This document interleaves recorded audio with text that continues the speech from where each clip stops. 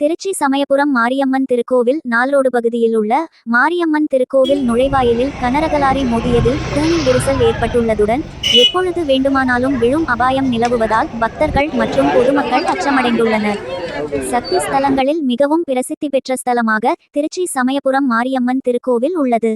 இக்கோயிலுக்கு திருச்சி மட்டுமல்லாது தமிழகத்தின் பல்வேறு மாவட்டங்களில் இருந்தும் இந்தியாவின் பல மாநிலங்களில் இருந்தும் தினம்தோறும் பல்லாயிரக்கணக்கான பக்தர்கள் வந்து சுவாமி தரிசனம் செய்து செல்கின்றனர்.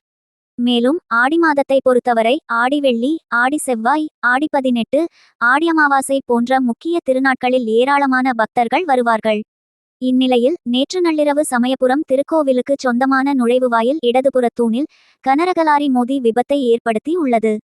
இதனால் நுழைவுவாயில் தூணில் விரிசல் ஏற்பட்டு எந்த நேரத்தில் வேண்டுமானாலும் தூண் இடிந்து கீழே விழும் அபாயத்தில் உள்ளது. இந்த சம்பவம் பக்தர்களையும் பொதுமக்களையும் மிகுந்த அதிர்ச்சிக்கு உள்ளாக்கி உள்ளது. இதனால் தற்போது சமயபுரம் பகுதியில் போக்குவரத்து மாற்றம் செய்து போலீசாரும் தீயணைப்புத்துறையினரும் பாதுகாப்பு பணியில் ஈடுபட்டு வருகின்றனர்.